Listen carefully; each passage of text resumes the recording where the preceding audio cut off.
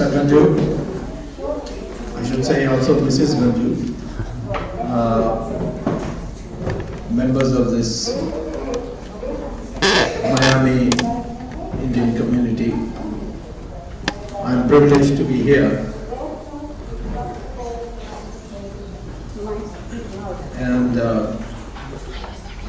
see you all, meet with you and exchange some ideas. I'll make a presentation on the topic, and then if you have any questions I'll be happy to answer. Heritage is a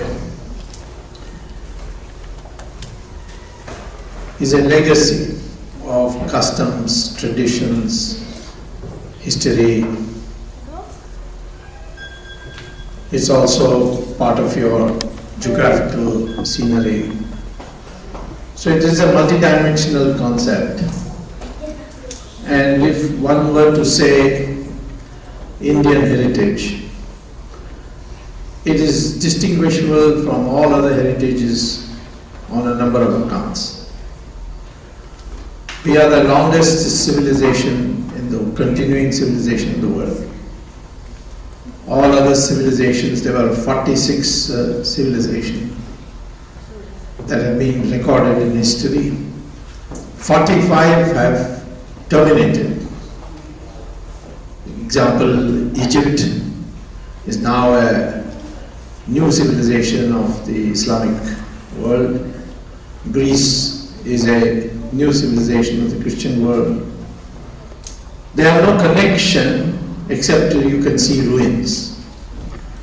But this Indian civilization, by which I mean Hindu civilization, is a continuing civilization, unbroken. And we have to go back and see why India has survived. And it's not survived because nobody told us or we were living in a cocoon. We were brutally attacked. We were ruled by foreigners for centuries. 800 years of Islamic rule, 200 years of Christian rule in the form of British imperialist rule. And yet, you are still a predominantly Hindu country. When I was teaching at Harvard, I had a student from Saudi Arabia who one day asked for time after class. And after class he asked me a question which he said his university in Jeddah had asked him to ask me. And he said that we want to know that how is it that after 800 years of Islamic rule and 200 years of Christian rule, India is still such a large predominantly, that is over 80% Hindu population. So I was taken aback by the question. I said, could you explain why you're asking me this question? So he said, we are studying Islamic history. We found that when Islam went to Iran, in 15 years they converted the whole of Iran, which was Zoroastrian till then, into 100% Muslim country by the usual technique which Islamic invasions have employed elsewhere and employed in India too, of brutality, killing, offering a choice, either you're dead or you convert, etc., etc. Next to Iran is about two civilizations of Mesopotamia and Babylon, which now is known as Iraq. In 17 years it became 100% Muslim. Egypt became 100% Muslim in 21 years. Europe became 100% Christian in 50 years.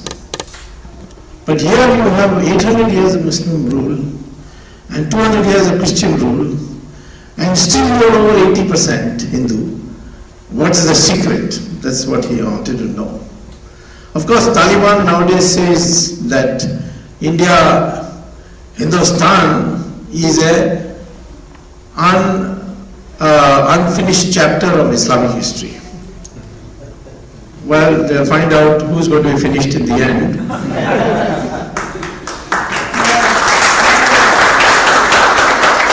But these titles, the hardline Islamic historians. And therefore, this heritage is under attack in a number of ways. During these 1,000 years, let me tell you that this propagation amongst our youth, that we were a country who were always brutalized, whoever came here, they ruled here, India was all the time conquered. The British used to say, well, we are one more conquest of India. But the fact is that India, or the Hindus in particular, kept the struggle going. Whether they lost or won, it didn't matter. And they were recognized as heroes in Indian history by the Indian community, the Hindu community, whether you won or lost. Take Rana Pratap. He was reduced to eating chapati made out of grass. And yet he held on. His cousin brother Mansingh came from Jaipur and said to him that I have a message from Akbar. You accept him as Badshah of India, and he will return everything to you, all your palaces, everything, like he had done with me. So what is your difficulty? Just you accept him as Badshah of India, which he is. So Rana Pratap said, no, I will not accept. So he said, what, you are going to spend the rest of your life eating ghas ki roti? So Rana Pratap said, when he further added Mansingh, what will you get out of this? He said, what I will get out of this is that future generations, others will name their sons as Rana Pratap, but on your name will spit.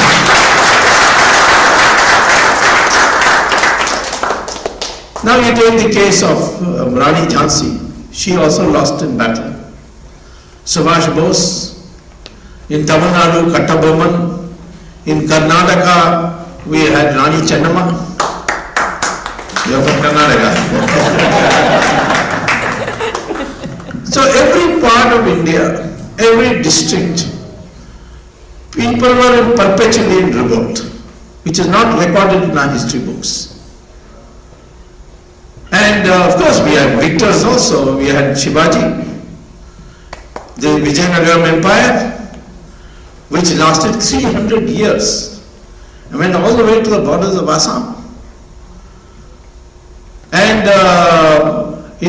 despite it lasting 300 years, in the history books you will only see one small paragraph that in South India there was a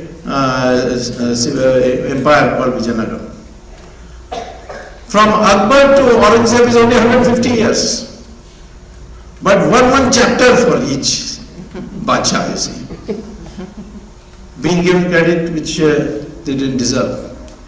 So, I would say that, you see, this glory of our history, of our heritage, we have to first learn in order to preserve it. We were the richest country in the world. At one stage, that is as late as 1200 AD. India accounted for 52% of the world GDP. Today it only accounts for 7%. India and China accounted together more than 50% of the world GDP right up to 1750. All our progress in science is now recognized slowly. If you read George Gamau's book, 1, 2, 3, Infinity, or George Bernard Brown, George Bernard Brown, who came from Germany and laid the foundation for rocketry in America, he begins his book by saying, we owe rocketry to the Hindus of India. Einstein said the Hindus of India taught us how to count. Because we invented the zero, we invented the decimal, we invented algebra, which was called algebra because the Arabs took it from us and then the Europeans took it from the Arabs. So there was no area of human life where we were not so far as it is possible. And we were so far ahead that people came from all over the world to buy goods from India. If you ever come to Harvard University in the suburb area called Belmont, there is a huge lake called Freshpond. And they have put a road around the pond so you can go for a morning walk.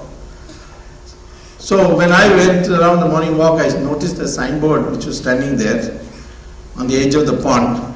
Here stood Tudor Ice Company, which exported ice to India. And the date for this is 1636. So I was a bit surprised, why would America export ice to India? So I went to Google and discovered there was one book about Tudor Ice Company.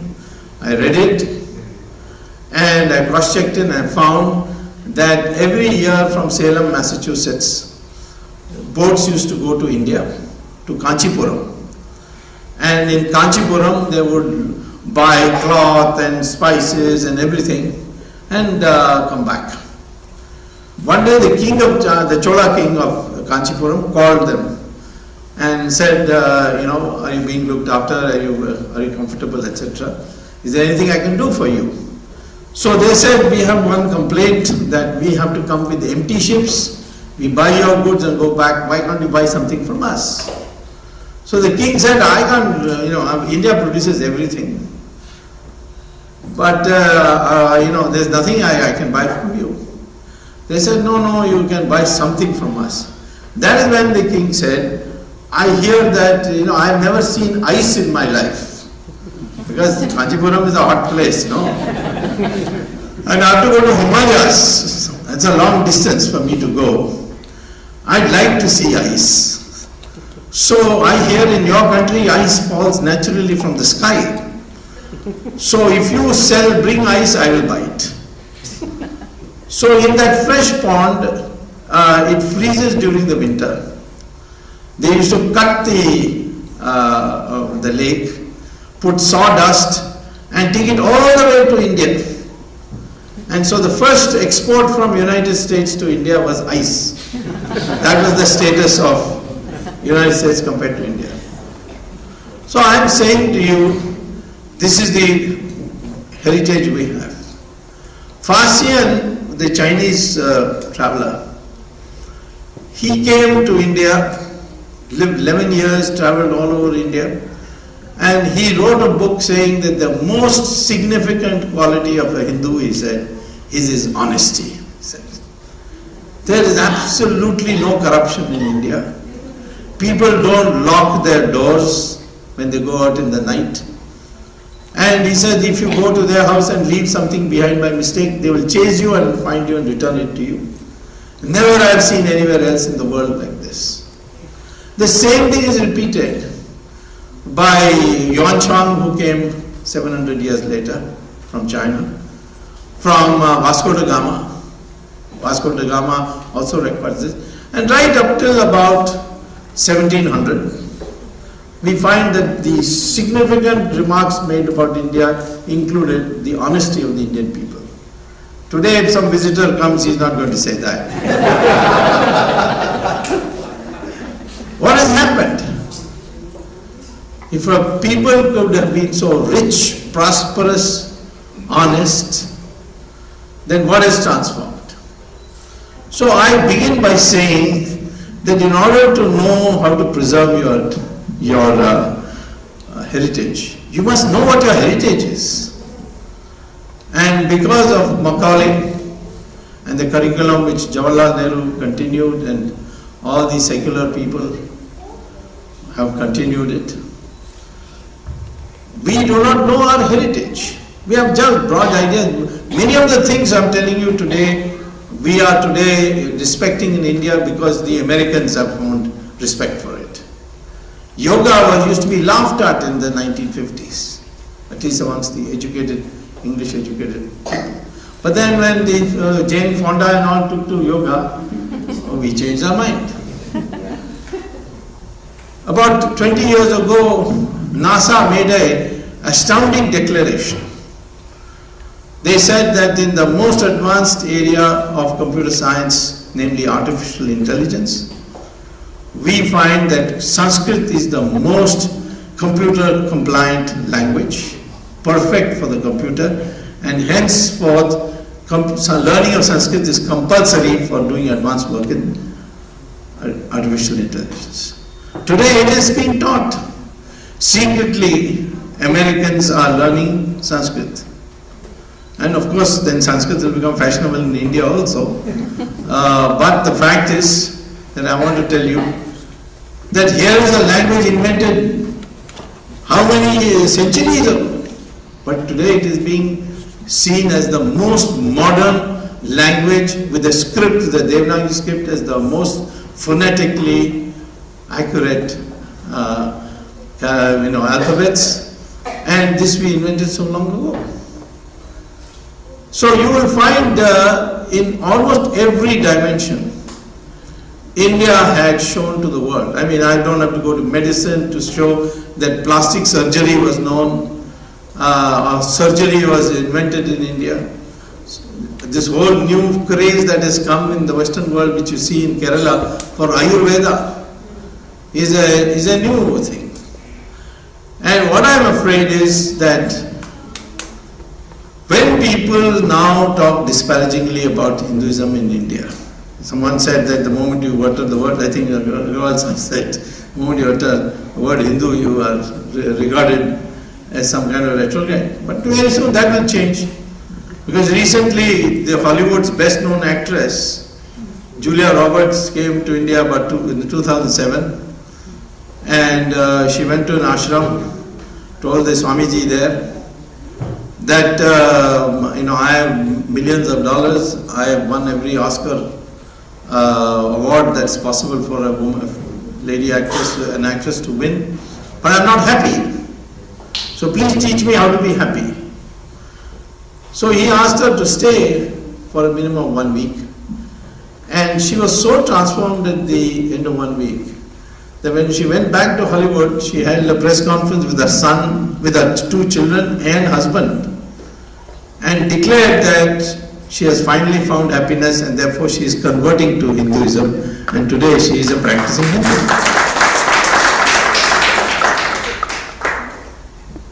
I have no difficulty in accommodating other religions in India in this grand enterprise to preserve our heritage. First of all, look at the heritage of India, look at the heritage of Hindus. The Parsis came running from Iran, being persecuted. They went to many other countries, they came to India also. We received them, we built their fire temple for them, and they are lived in a community totally in peace with the Hindus. When the British left India, they told the Parsis that like Anglo-Indians, we will also give you some reservations in parliament and in education. So they said, no, we have no problems with Hindus, you go, we will be quite well with them. The Jews came to India after being persecuted everywhere. And we built their synagogues, which you can still see in Bombay and Cochin. And when Israel was founded, the first resolution after the founding of Israel passed by Parliament was a resolution saying, thank you India, you are the only country in the world where Jews were not persecuted. That's the tradition. Even Muslims who came, the Arab traders in Kerala, they wanted to settle down, we married them, that's why they called Mopla in English and Mapile in Malayalam. And they settled here. The Syrian Christians came, they also settled, no problem. When India was 100% Hindu, no religious group, other religious group had any other problem. So how can you say Hindu cannot, this is communal, I don't understand, it's a contradiction in term. If you are a Hindu, You have to be secular because you accept that all religions lead to God. We don't say all religions are equal, by the way. Don't confuse that. We say that all religions lead to God. We will go by turnpike and you will go by the village road.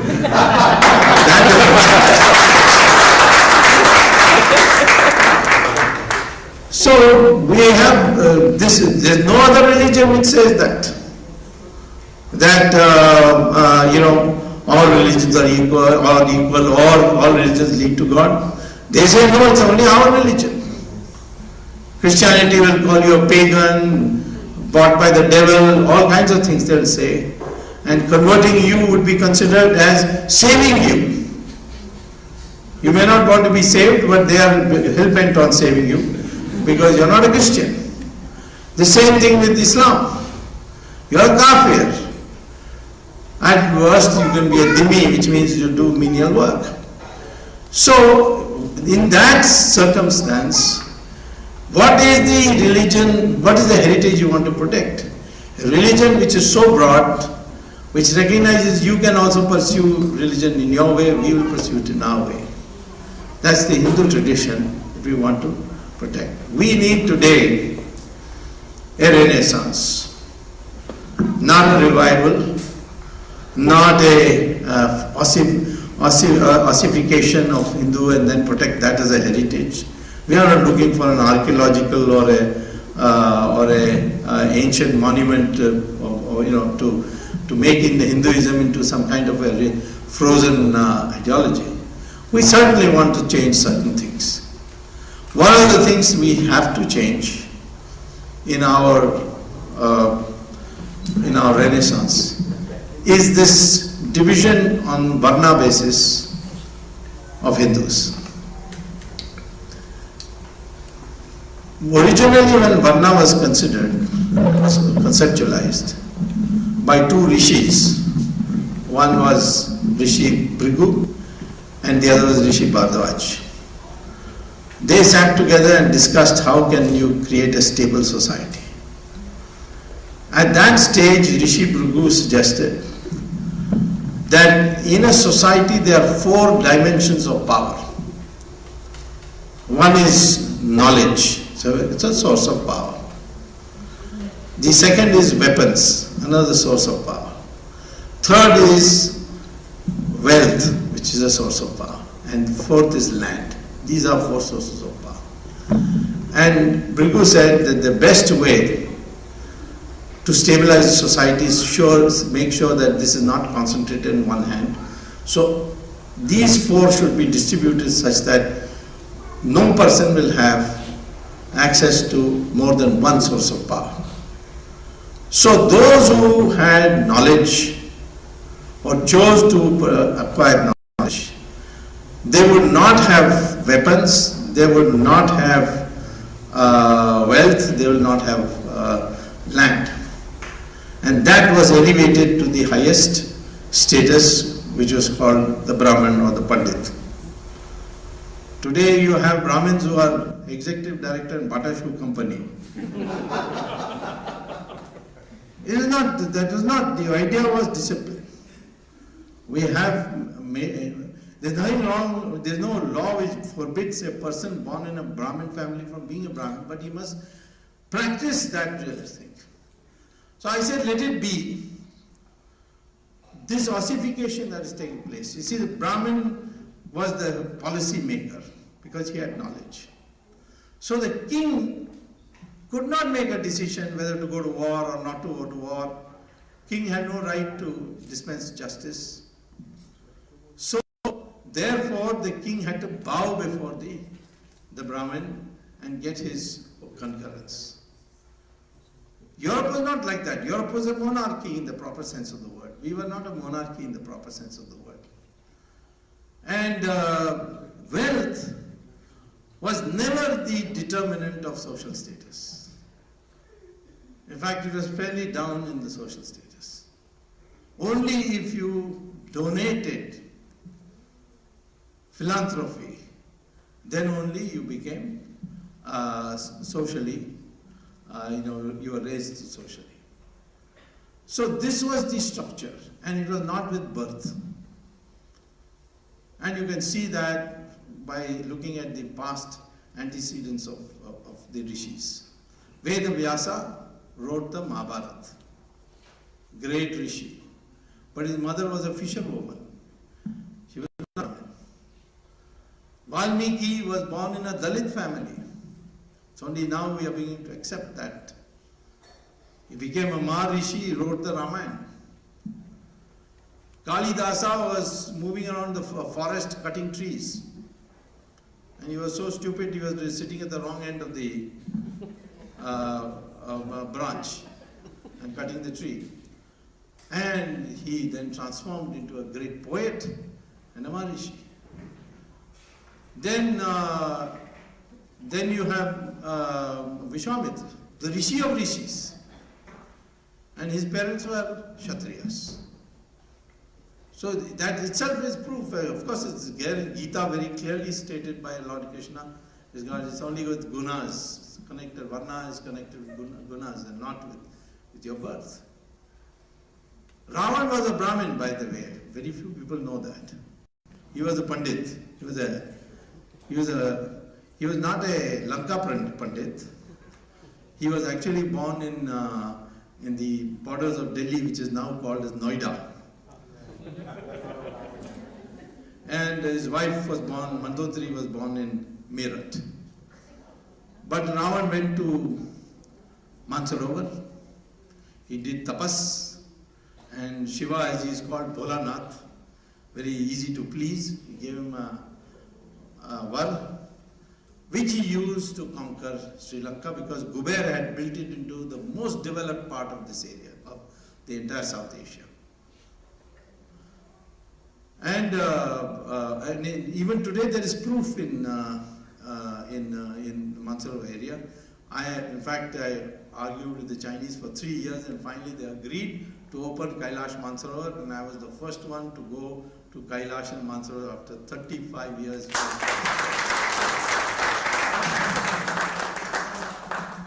On the way, there is a big lake called Rakshasthal, sometimes, or Ravana Haranga. Rakshasthal is actually because Ravan was considered Rakshas, you see.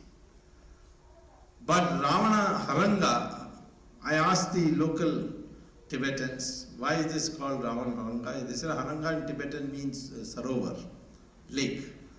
Ravan, he said, is somebody who came from India. That's all he knew. So, I was a bit surprised when the British made Ravana into a Dravida king. And this whole Dravidian movement was started by the British, of which today Karunanidhi is the leader. And Karunanidhi for a long time to understand that all northerners are Aryans, we are Dravidians, and we Dravidians, our great lord is Ravan, and this man from North India, Ram, came and killed him. This is the kind of junk that was being taught, thanks to the British. But the truth is not totally different. I once had a discussion with Karunanidhi, and I said that do you know that Ravan was a Brahmin? He said, no, that's not correct. Then I brought out a Tamil Ramayana, which is called Kamban Ramayana, and showed it to him. Finally got convinced. And he stopped talking about Ravan and stopped doing Ravan Leela. He used to perform Ravan Leela. We had Ram Leela and he had Ravan Leela. And of course it was a very pornographic version that he gave, because that's the kind of mentality he had. But he never gave up on Ram. He said Ram was a northerner. First he said he's a Brahmin. I said no, he is not a Brahmin, he is a Kshatriya. Anyway, he said northerner.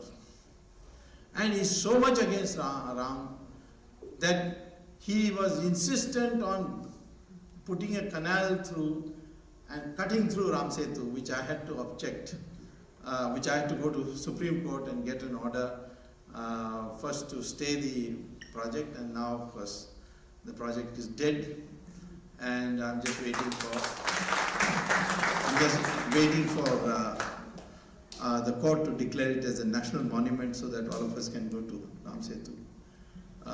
Visit now is easy. It's not easy today to visit it because you have to go. There are no in the Rameshwaram. After Rameshwaram, there's no proper road. But all that has to be done. You can see Ram Setu even today. And it is constructed more or less in the same way as is described in Valmiki.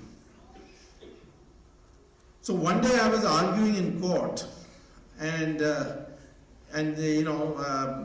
press headline was Swamy defends Ram Setu. So Karunanidhi got upset and he said, who is Swamy to call this Ram Setu? Ram built it? Was he an engineer? Which engineering college did you go to?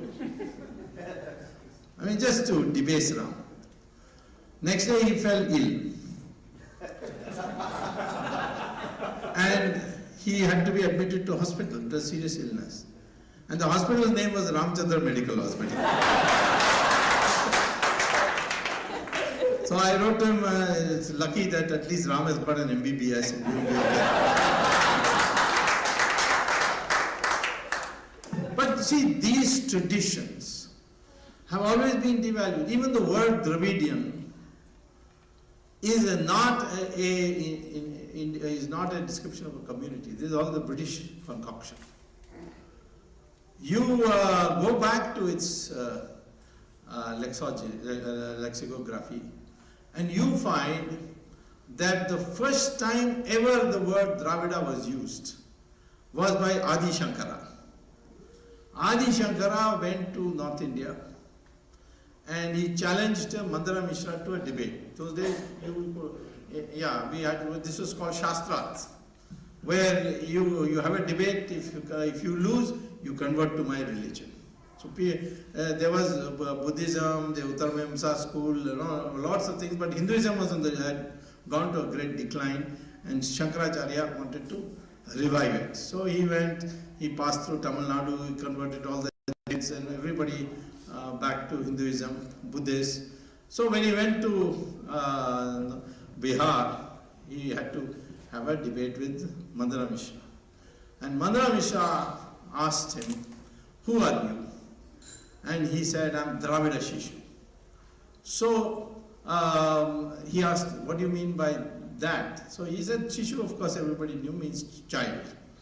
But Dravida is a sandhi of two words, Tra and Vid, means where the three oceans meet. That means Arabian Sea, Bay of Bengal and the Indian Ocean. So it's a regional term. And the British changed it into a race. Now you see, you find our modern science is telling us we Indians are all the same. Whatever variations you see in Indians is all due to weather. It is not connected with race. Race is only one basis, DNA. And DNA studies now published in a lot of reputed journals in Houston, in Cambridge, the Journal of Genetics, in India, in Mysore, in many places the research is published. And it all shows only one thing, that all Indians have the same DNA from Kanyakumari to Kashmir. There is no variation on the DNA structure. That is, we are all from this area only. Earlier on we thought somebody came from Africa, no. All dismissed now. We are original to the area which is called the Indian subcontinent. And if you are a Brahmin and a scheduled caste, also your DNA is the same. If you are Muslim and Hindu, your DNA is the same. Anyone living in this subcontinent, his DNA is the same. And this I also tested it out once because there's a politician in Bombay called Raj Thackeray. He had run a campaign that all these Biharis have come and take our Marathi jobs away. And these UP taxi walas are the most rotten ones of them. Let them go back to their own place, which is UP. So I told a friend of mine that, you know Raj Thackeray well. Can you get me a sample of his hair? Because you can get DNA by hair also. So he said, yeah, I go to the same hairdresser that he goes. So I'll get you. So one day he brought me a bottle full of his hair. Then I gave 10 rupees to a UP taxi driver and said, you give me your sample of your hair. Let me cut a little of your hair. He thought I was crazy, but for 10 rupees he was ready to give me a piece. I sent both these hair samples to Hyderabad Microbiological Research Institute, and there got it tested, and it turned out that Raj Thakuray's DNA and the UP taxiwala DNA was the same. And I publicly announced it also. I said Raj Thackeray has come from UP because his DNA is the same as the UP taxiwala, and I am willing to challenge him. Let him come. I brought a portable DNA testing equipment. I am ready to test it right here in front of everybody. And since then, you don't hear much about Raj Thackeray speaking. This division must be deleted from our memory in order to, recognize our true heritage. And in those days, people used to go walking. People used to receive them. If you are different people, do you think you will be received well? So I think we have to therefore examine this question, because we have a great tradition of never conquering any country with bullets. We went to Southeast Asia. By ideas we made them all as our culture. You can go to Indonesia, you can see that. China, you can see that. There are many things that we are now thinking is foreign, it is actually Indian. Take for instance this karate or jiu-jitsu. That is not Japanese. There was a monk in, he was a Mahayana Buddhism monk, which is practically Hinduism as opposed to Hinayana. He was in Kanchipuram. He went to China. He went to and settled in a place called Shaolin, and there he found that the empress people were troubling. He converted a lot of people to Buddhism, Mahayana Buddhism, but he found that the emperor was hostile, so he wanted to cut them and butcher them, and he was committed to non-violence. So in Shaolin, he invented this karate. It was called in Chinese wushu. When you write wushu in Chinese character and read it as a Japanese, it is karate. So that's how it became karate.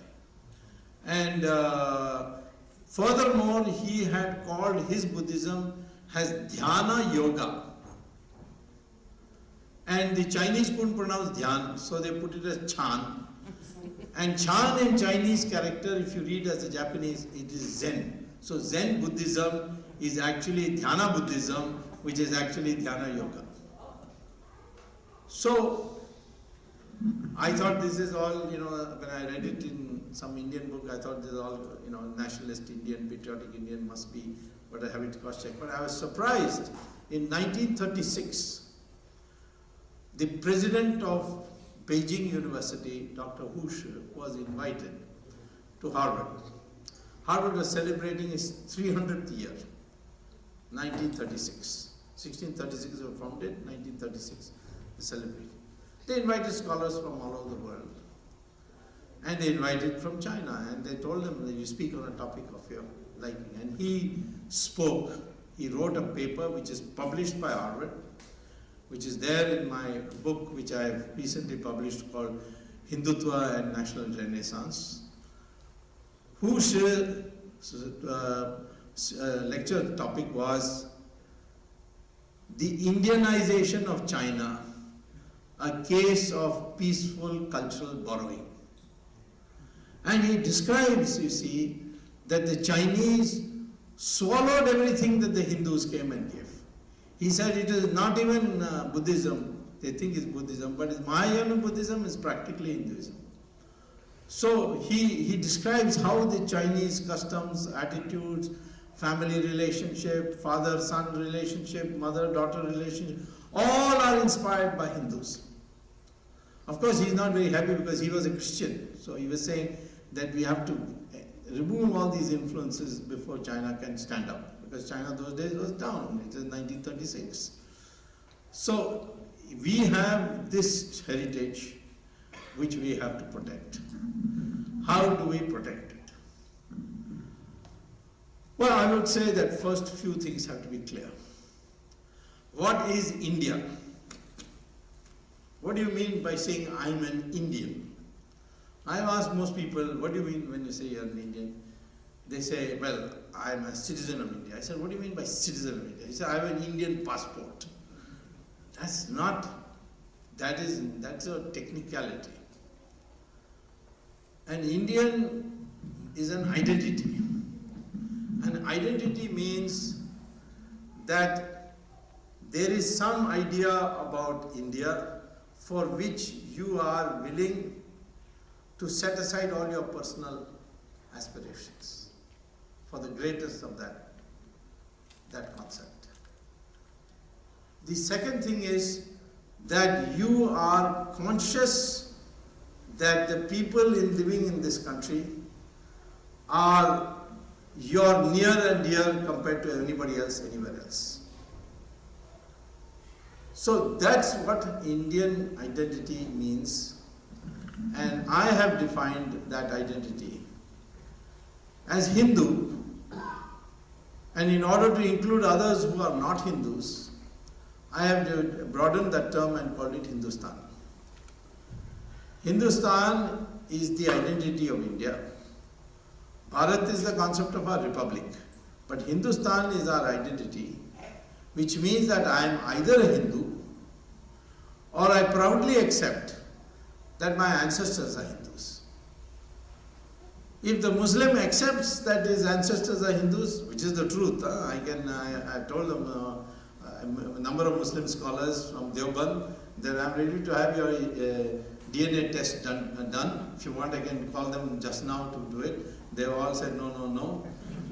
I asked, one day Farooq Abdullah told me, I am a Gaud Saraswat Brahmin's descendant. So I said, why don't you say this publicly? He said, are you crazy? The mullah will kill me. Privately, Muslims accept this. Christians, more or less, will accept. So, we are Hindustani, or India is Hindustan, if we accept that we are Hindus or our ancestors are Hindus. Now, in America, there's a professor called at Harvard, he's dead now, Professor Samuel Huntington. He wrote the book on this clash of civilizations also, which became very famous. He wrote a book called Who Are We?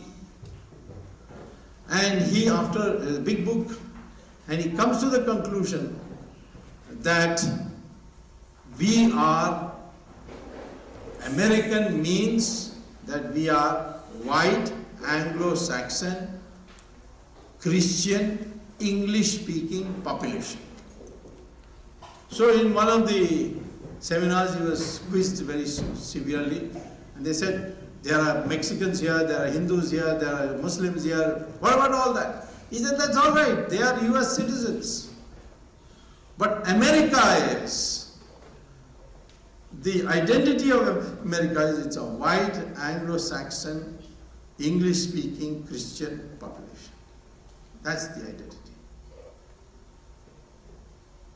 British Prime Minister Cameron was asked in the middle of December by the BBC last year, what is the identity of Britain now? He said it's a Christian country.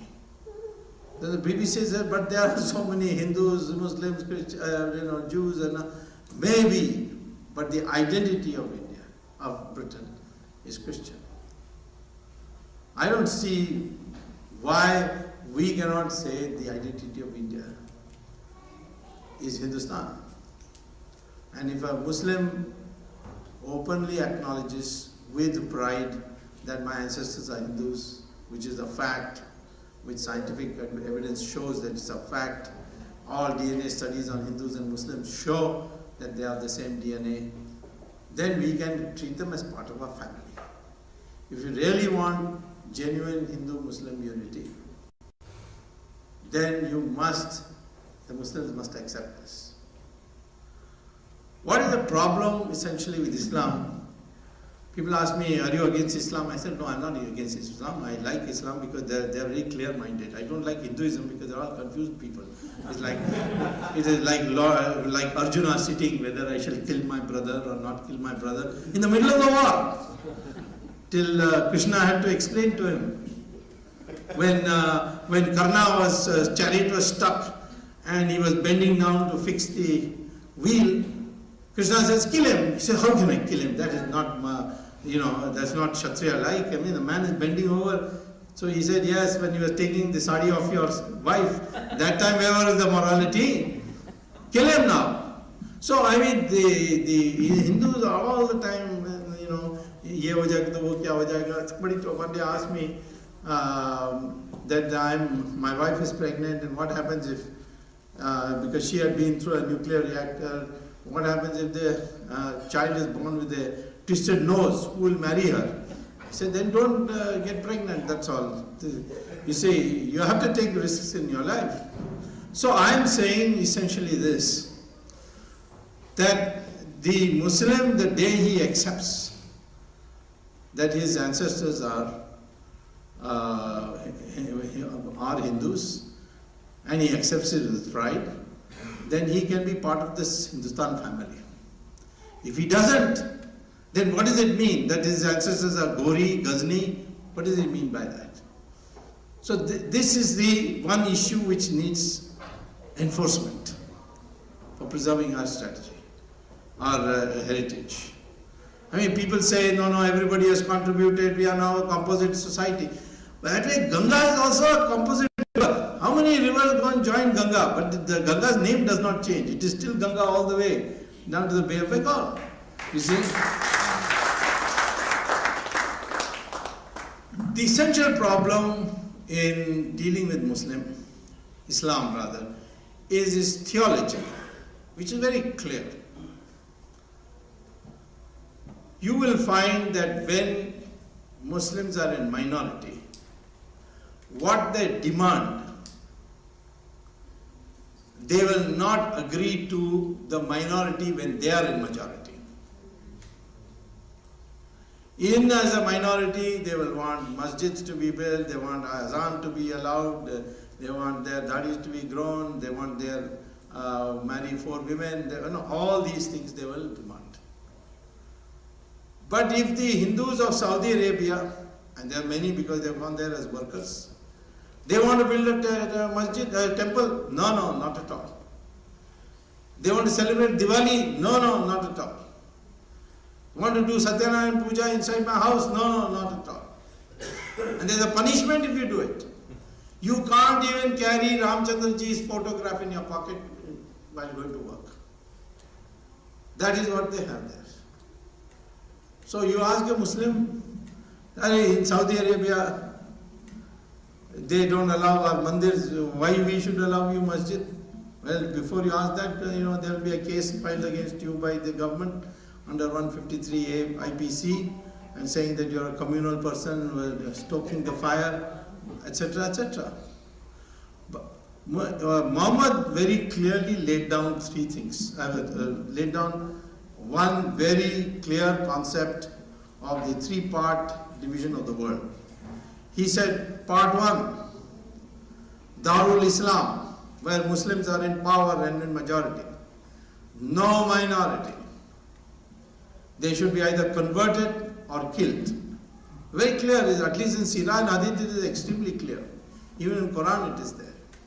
That's the concept of kafir that comes there. Second, if the Muslims are in minority, but the majority is Rasgullah type, I mean it is not united, then we must go on agitating for more and more. First you ask for removal of the Uniform Civil Code, then you ask for reservation, you ask for more after that, ask for holiday on Friday. You know, go on making more and more demands.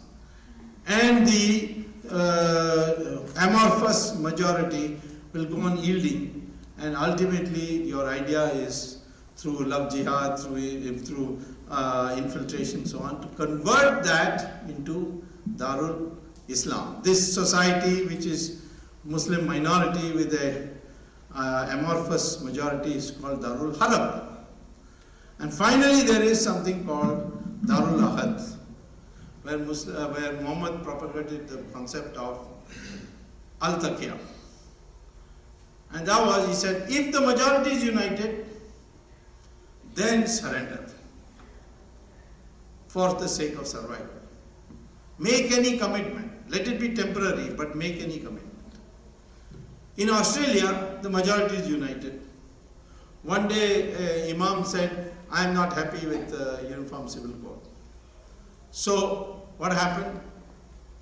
The Prime Minister of Australia said, if you don't like Uniform Civil Code and you want Sharia, then go look for another country, because in this country you will not get it.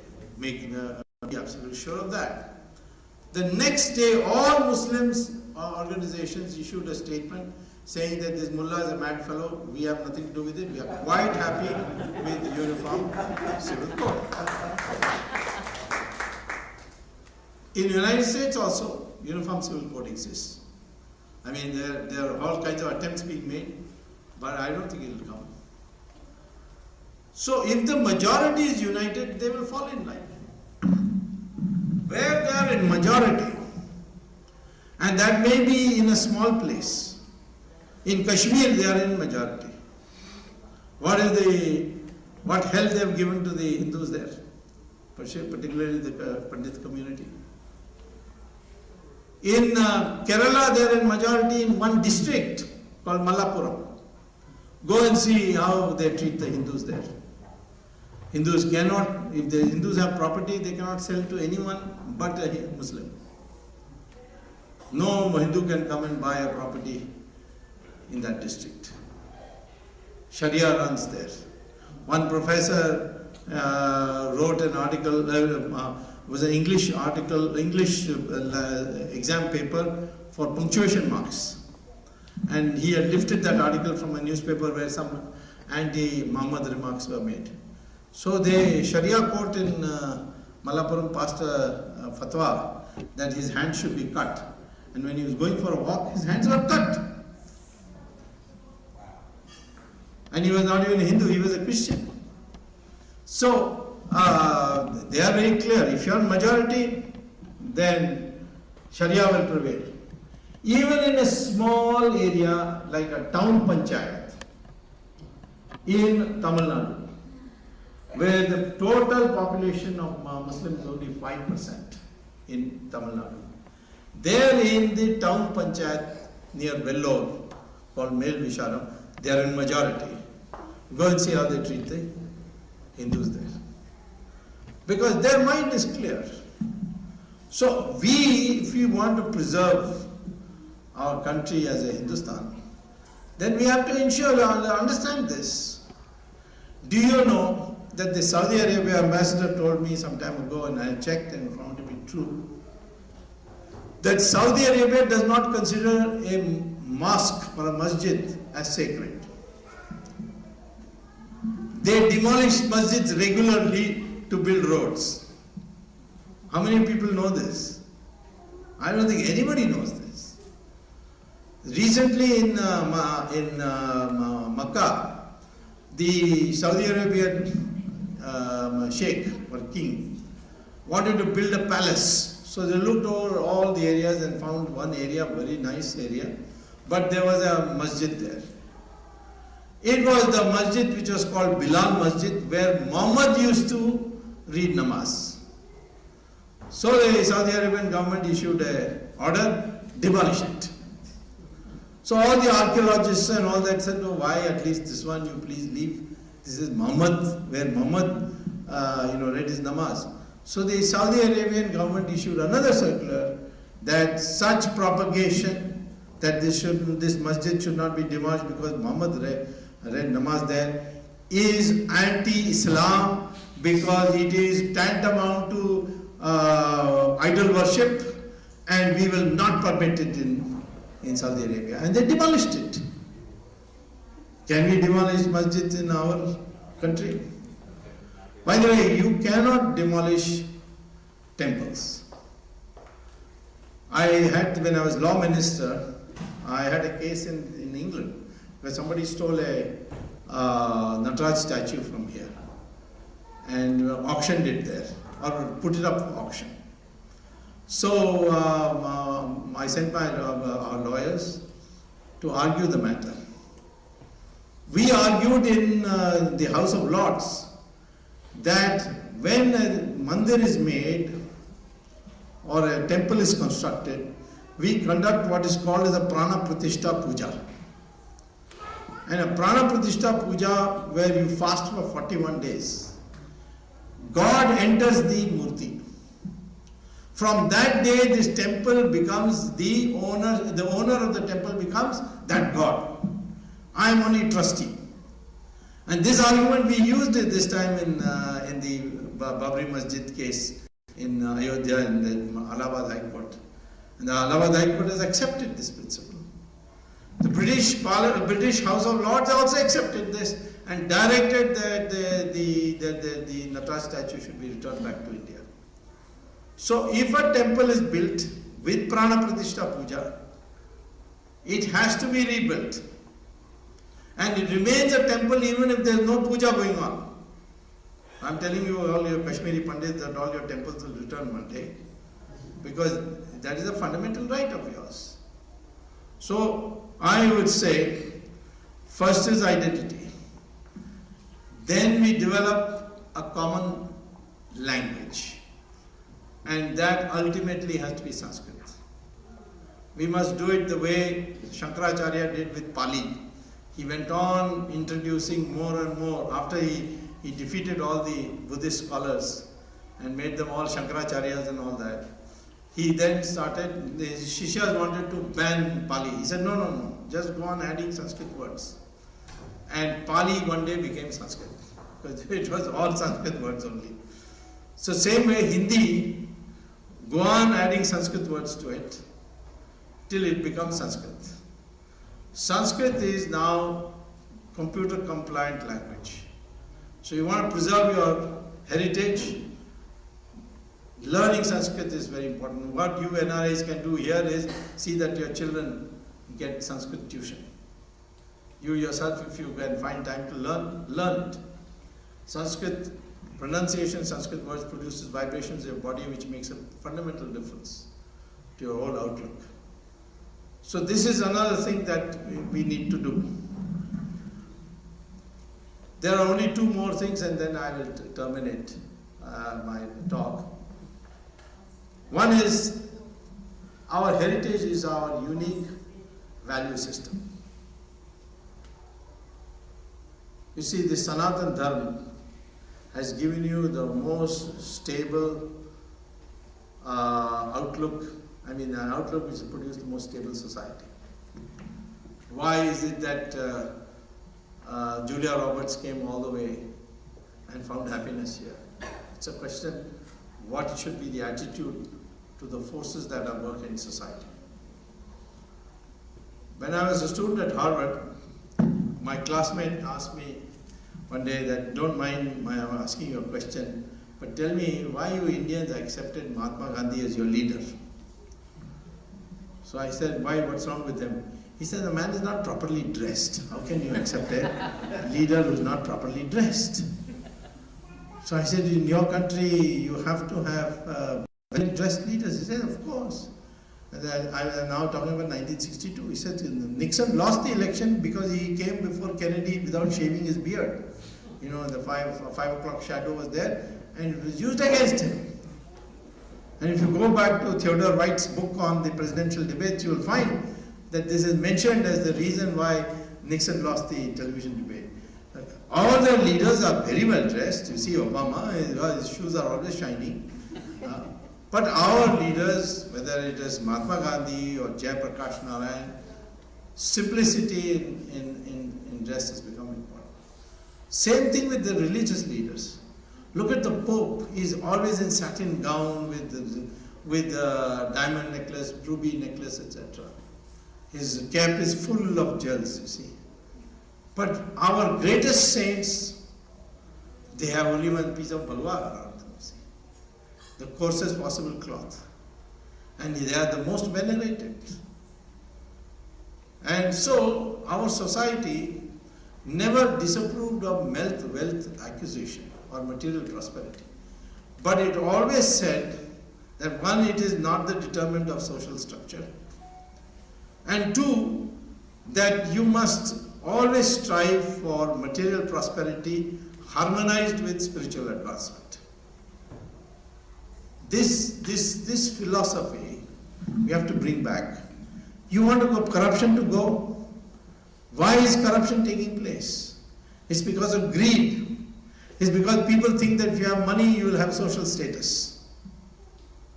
That is the reason why there is corruption. That is the reason why in ancient India we didn't have corruption.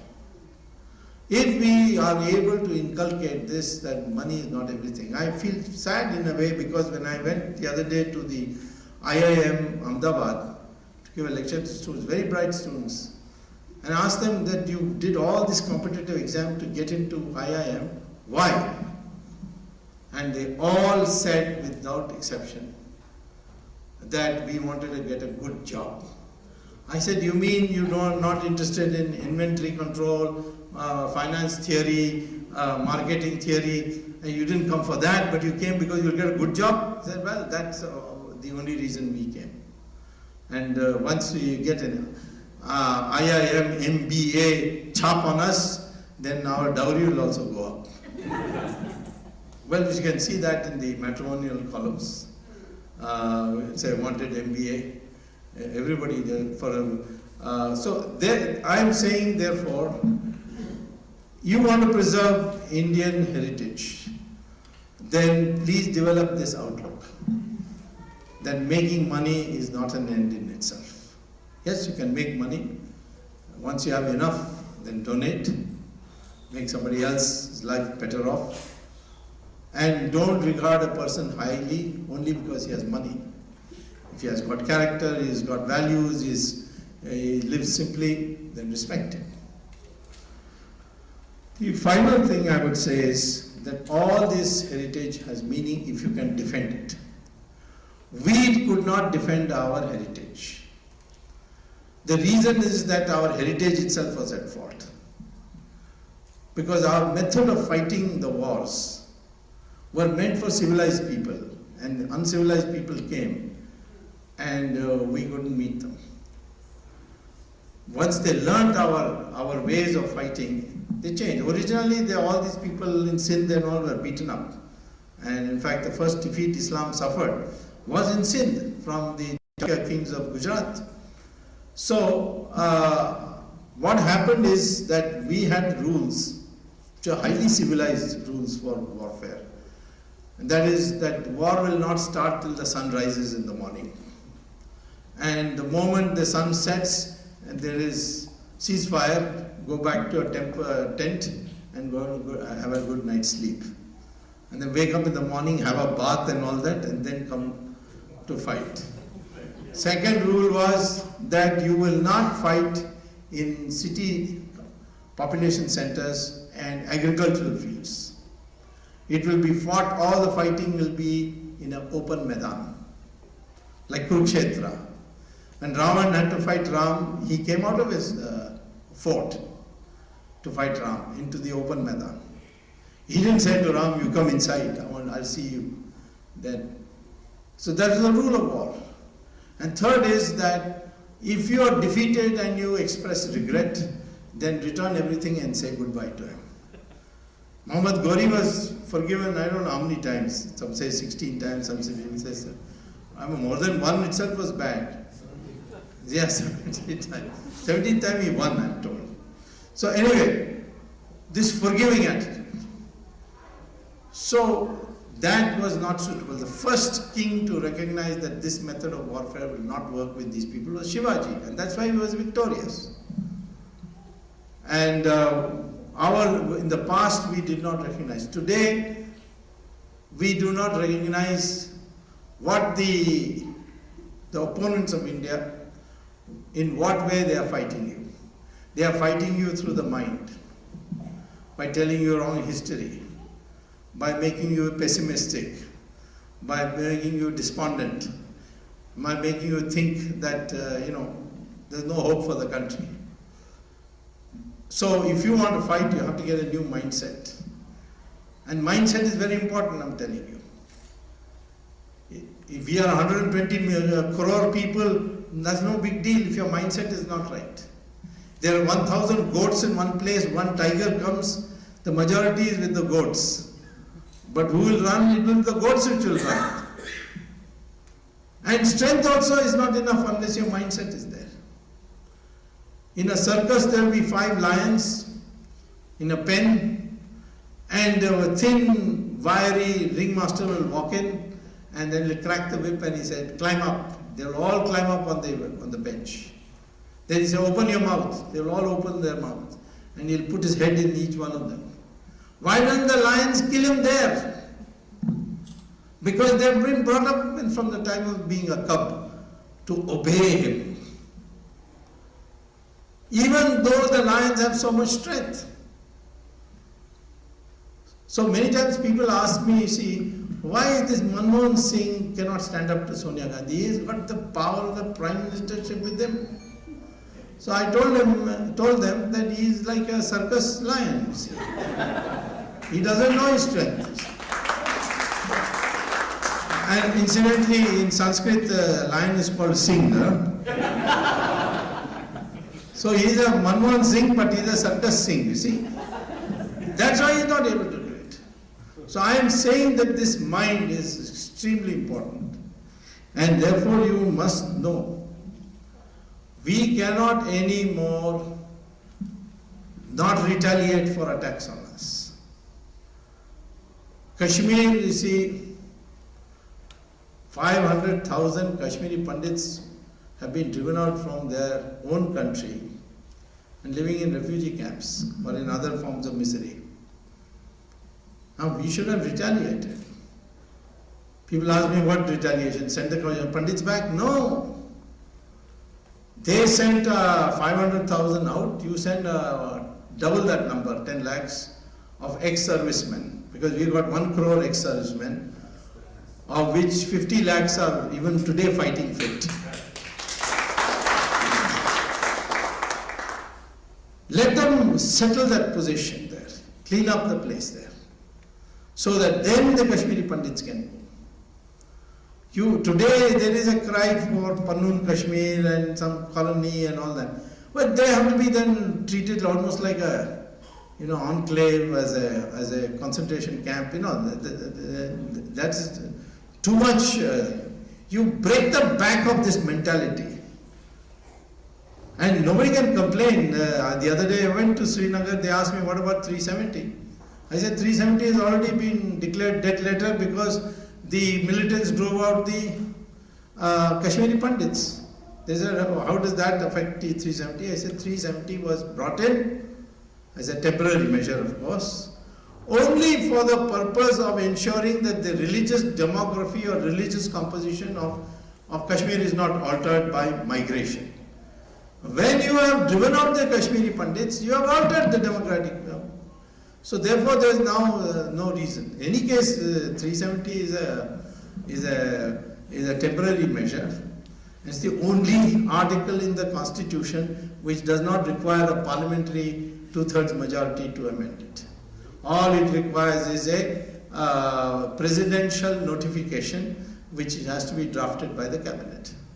I can assure you that I'm pretty sure that there will be a new government in the end of the next election. It will be the NDA government. I suppose that I should be a part of that because Janata Party is a member of that. And I can tell you that Article 370 is the first one to go. And this is not I'm telling you here. I went there in Srinagar also said it. They asked me what about plebiscite. I said plebiscite was promised by Jawaharlal Nehru. It was not a cabinet decision. So you ask Jawaharlal Nehru to give you plebiscite. So one pressman said, this is not a joking matter. You tell us how we can meet Jawaharlal Nehru. He said, ask any terrorist to arrange for your trip.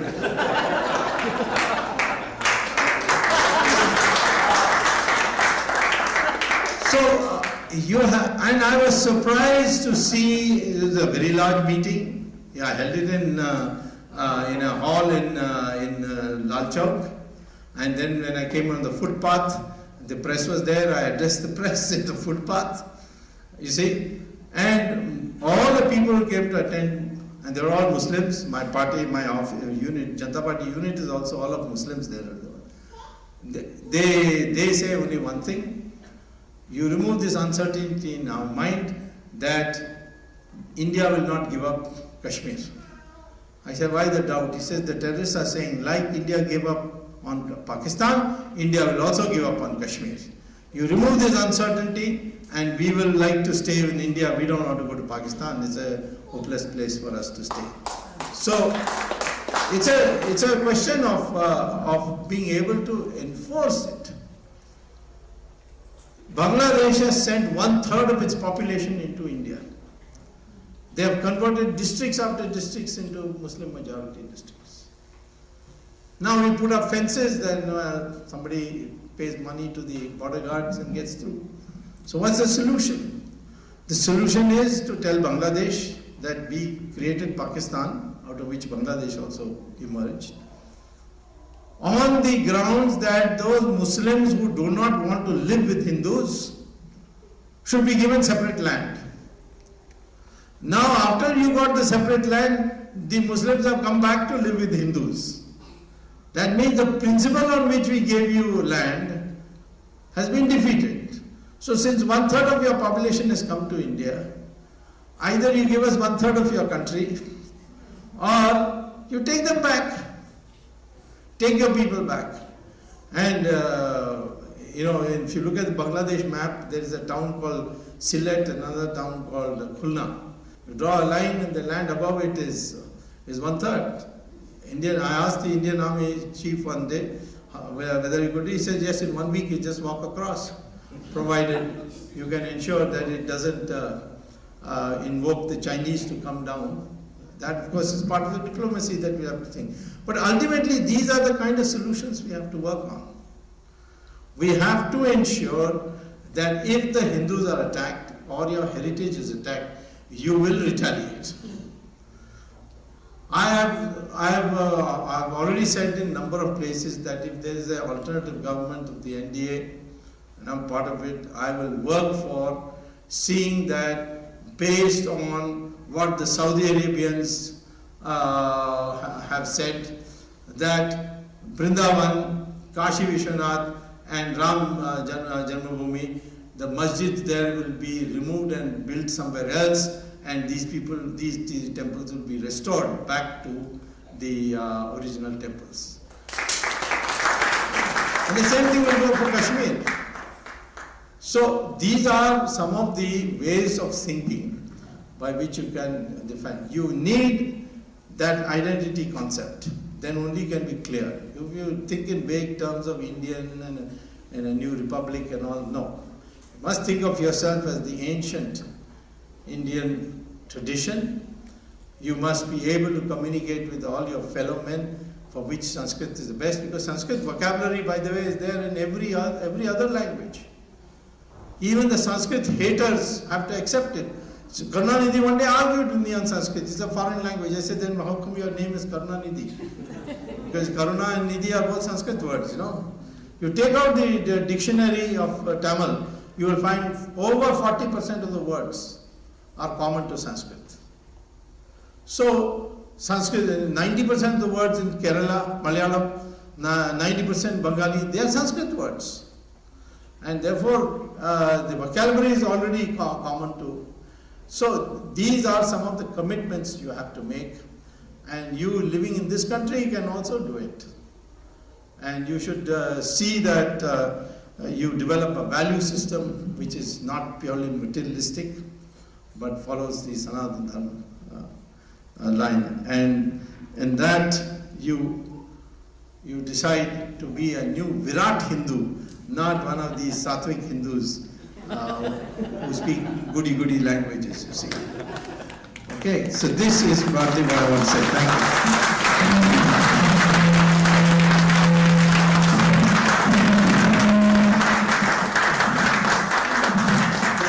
Swamy, Zindabad! Subramanian Swamy, Zindabad! Bharat Mata ki! Yeah, if anyone have any questions for Swamiji, so Swamiji has about 15-20 minutes more.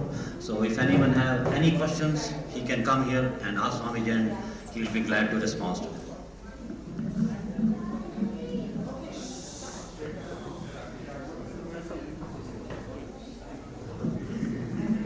I have a question. India is supposed to be a secular country, but religion is used to divide the country. So we have separate laws, and even the control of temples, or only Hindu temples, and especially the temples which are making money, are controlled by the government. And the temple property is considered like a public property for distribution to whosoever the politicians want. And it's not applied to any of the Islamic or Christian institutions. So why it cannot be challenged in the court that this thing is invalid, it is a discrimination which should not be there? Yes,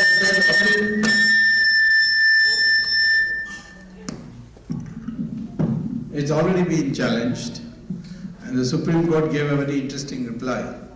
They said, we are not stopping you. We can't ask the government to pass a law. The law says, law is not discriminatory. The law says religious institutions which have engaged in financial irregularities, the financial administration can be taken over. Unfortunately, once the officer goes, then the pujari also gets scared and he also starts taking orders from him. There is no way a religious function of a temple can be interfered with. It's only the finances. The second thing is, I have pending in the Supreme Court a petition which should come up in July, August, which I am quite confident of winning, which says that it is not the job of the government to run temples. If there is financial mismanagement, yes, the government may take it over, but there should be a limited period, and I have suggested 3 years. Tirupati was taken over in 1933, and still the government is running it. Of course, they are siphoning off the money. In fact, when YS Reddy was the chief minister, he was even building masjids with the help of money from Tirupati. So Kerala, the same thing was happening. So I say, if a temple is engaged in mismanagement of finances, then government takes it over, cleans it up, and after 3 years it returns it back to the trustees. And today there are 4.5 lakh temples in the whole country which are under government control. And I'm sure of winning it and having it restored. As far as the masjids and or the Muslim religious institutions and the Catholic institutions coming under government control, at least for a small period, because they are also mismanaging in a big way, that can be done by any government. The Supreme Court cannot intervene, cannot tell any government, make this law. They can, however, say that this can be done, and they have said that there is no bar to the government enacting law under the Constitution to regulate the finances of Muslim, Islamic and Christian institutions. So therefore, there is no point in now going to the court on this and challenging it. It was so easy to why did the India government do it? I was not in NDA government at that time. That you should ask them. I don't know. You ask them. You see, there are many things the NDA did. We need not go into it now. I'm talking about the future. Yeah, we have a live webcast going on, so I have one question from Ankit Monga from California. He was asking that the recent intercluders report, they are saying that they want to have twin cities in Srinagar or in Kashmir. So what is your idea, or how do you think about that? You see, if the present circumstances, the Kashmiri Pandits were to go back, they will have to live in a kind of prison-like situation. You see, they must be able to move as freely as the Muslims of Kashmir. For that, we have to have a different approach. I don't think that this, there was a time when psychologically the call for Panun Kashmir had a lot of appeal. But today the idea is to get back the whole of Kashmir, including that portion which is presently under the occupation of Pakistan. And you will get a chance, because now Pakistan's new Prime Minister and others, they are all nominees of the Taliban. And therefore, Taliban control of Pakistan is now going to come very shortly, which means there will be a war with India. That is the war you should prepare for, and that is the war which you can set right all these borders. And we already have today an appeal from Karzai in Afghanistan that please send Indian troops to Afghanistan. And if the government of India is intelligent enough to send it, then we can, from Afghanistan, Balochistan is next door, and we can play havoc with Pakistan. There are lots of opportunities coming. History is full of opportunities. Never the Jews were demanding Israel from 1897. They only finally got it only in 1947. You see. So therefore, nobody should give any hope. The Kashmiri Pandits are the original inhabitants of Kashmir, and they should be restored to that position, and not to live like in a zoo, in a cage, in a caged environment.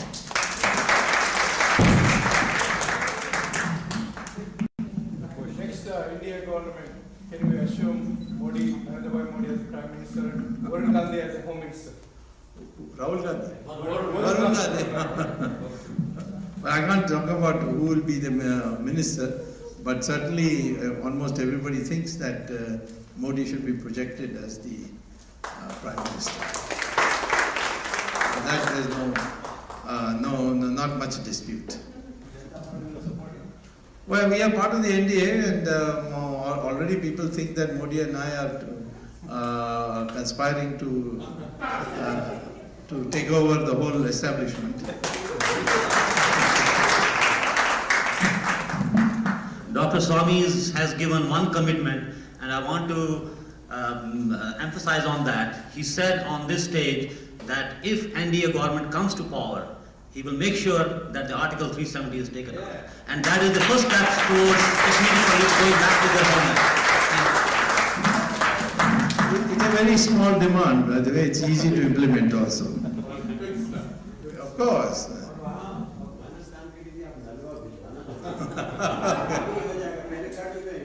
I know. Well, Gandhari was there. Thanks, Swamiji. I think, you want. And after this question, we will end, but we'll have one group picture with Swamiji, all of us here. What is being done to prevent the conversion from Hindus to Christianity in eastern states of India?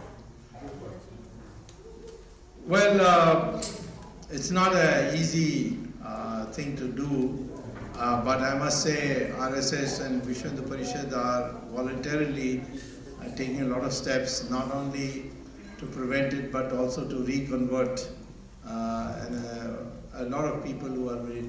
There was a meeting of the Hindu Dharma Acharya Sabha of all the prominent sadhus of India, which I also attended, where it was a resolution was passed that what they call as the Ghar Vapsi program.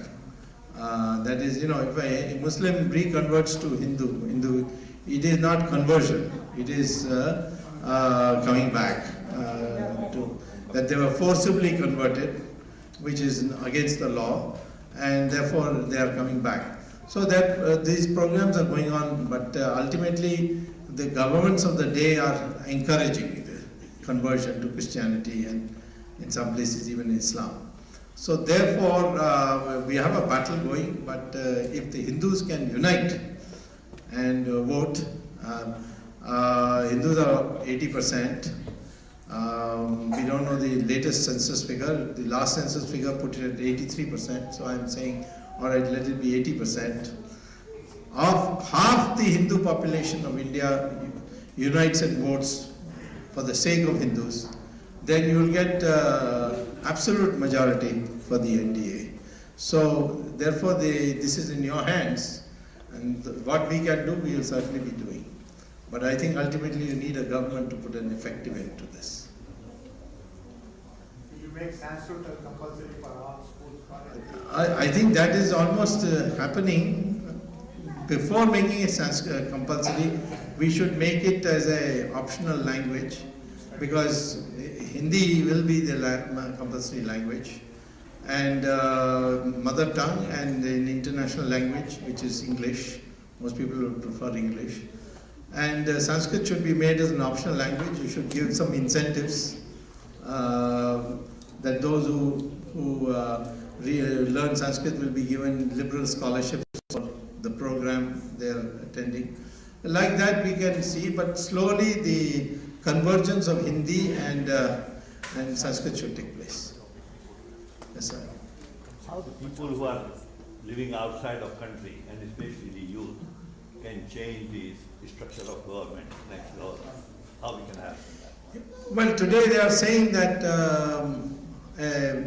about 20% of the vote in the election is going to be decided by social media, and the youth of India abroad is playing a very active role in this. You see, because I myself tweet, so I know what a lot of bright suggestions come from these people. So consequently, I think sitting here, you can certainly through the social media make a lot of difference.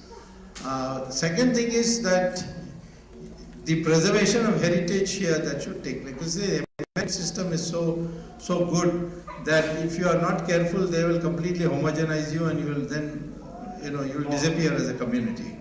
So for that, the thing I would advocate to you, the one thing that you should do is make people learn Sanskrit. You will see automatically it will generate a process by which people will become cognizant of their own cultures and preserve it. Sanskrit has that power. What can you do from here as an NRI to support you bring the election? No, your good wishes are there. There are temples you can go and pray. But I think we are well looked after. I can do one thing. Recently the NRIs got together, and I wanted Mr. Rahul Gandhi claimed that he had got a degree from University of Cambridge. And I found when I went there, his name is not there in any register. Now they're claiming that he got the degree in a false name for security reasons, called Rahul Vinci. So I'm having that investigated. I needed some money for that, and the NRIs gave it. So similarly, Rollins College in your Florida, Winter Park. Rahul Gandhi was there for some time. If you can find out from there who paid his tuition fees from which bank. I'm told it was paid from a secret account in Cayman Island. If that you can get, I can send him home after that. These are the kinds of things where you can help, because this is vital information and it is against the Constitution. Dr. Swamy, I know 1978 you were having a mission with China about getting back our land, and Yeah. you're quite successful. You made a lot of friends in the Chinese government. Yes, I'm still friends with them. They've invited me on 27th, 28th of June. We are so close of coming to a conclusion. inclusion. Yeah, that's right. But our government, for some reason, like we don't even look towards China. We are so scared about something like looking recently at the Ladakh incident. Yes. Our 80% or 90% of our policies and our foreign policy, defense policy is just to contain Pakistan and nothing we do about the China and not China-centric policy. So, will you emphasize, like, should it be more about the China-centric? Pakistan is not a big problem. Like, if you are well prepared for China, then Pakistan can be taken over any day. Yeah, sure. I'm not too paid. See, first thing you must do is make a distinction between foreign policy and defense policy. Defense policy has to be based on the capacity of your opponent. And if he's built a huge military machine, you must also match it, irrespective of whether you're friends with them or not. So that's only looking at capacity. Foreign policy, you look at the intention of the other side. If the other side wants to be friendly with you, then you respond. So what Jawaharlal Nehru's mistake was that the Chinese professed to be friendly to you, so he didn't develop the defense at all and sent our troops on tennis shoes and on cold rations and things like that. So never let down on the defense preparedness. And I'm telling you, China is not all that strong because they have to come through the whole of Tibet. It's a long supply line. And if you have a strong air force, China will not be able to support these. This time also, our media did too much scaremongering. But ultimately, how many soldiers came? 40. We surrounded them. Why they came, that's a different matter. That's what is the matter of worry. Why they did this. But they were no threat. There was 40 were surrounded by people, and having surrounded them, then question is how to kill time. So the Chinese soldiers requested our soldiers to sing Hindi film songs, which our soldiers sang for them, you see, and played them. So there is a problem going on in China between the People's Liberation Army, the defense forces, and the political forces, because so far the political forces have kept the defense under control. Now the defense has become very powerful. They have got a lot of new weapons, and because of the prosperity of China. So they are asserting. So we have got to see how to play this carefully. And need not run into a confrontation with China. In fact, China today is very much concerned, is discussing with us the fact that terrorists from Pakistan are going to Xinjiang and creating trouble. So it's possible in the future that the Chinese may be on the same side as you as regard Pakistan. So we have got to play this carefully, but at the same time we should not let our guard down. Yes, sir. Very simple question to you, Doctor. How we can thank you for this enlightening talk? How can we? Thank you. Thank me. Don't worry. I'm doing this for the God. I'm not doing it for anybody, so nobody need to give me thank me. Yeah, we have very less time, but one last question. Doctor, are we doing anything against Akbaruddin Owaisi for the comments that he made against Hinduism? I think he's in jail, no? No, he's out. He's come out on bail. He's on bail. Is he? Is the case going on? Yeah, case is going on. No, don't worry. He's also become silent, and he has a lot of other problems now. He has a serious health problem. On the same show, what is being done for Shafiqur Rahman? Who's he? He walked out of parliament when the Vande Mataram was being sung. Oh, him. Yes. You want me to worry about those things? I will make him walk out of the country if we have. Support him. I don't know whether Muslims support him. Supports him and supports his act of. No. See, there are lots of Muslims now. I'm not the one who says terrorists are no religion and all that. It's all bakwas. I don't believe in that. Certainly, that religion promotes this kind of activity. But a large number of Muslims in India now know, and I will say Muslims in Pakistan, now the intellectuals of Pakistan are openly speaking that very soon we may have to come as refugees to India. You see, because the Taliban will finish them. So I think, you see, he has been condemned and no one has come to his defense. I have not seen any prominent Muslim leader saying that he did the right thing. And let me tell you that Vande Mataram, only 4 stanzas are sung in Parliament. And furthermore, it was adopted by the Constituent Assembly as a alternative national song. Four stanzas of 4 verses of the portion about Durga and all comes in the later. The first 4 there is nothing. So that Muslims voted for it in the Constituent Assembly. So what he did is we can't prosecute him because this is an act inside Parliament. But whether a resolution should be passed unseating him, that remind me by email in July, and I'll see what can be done.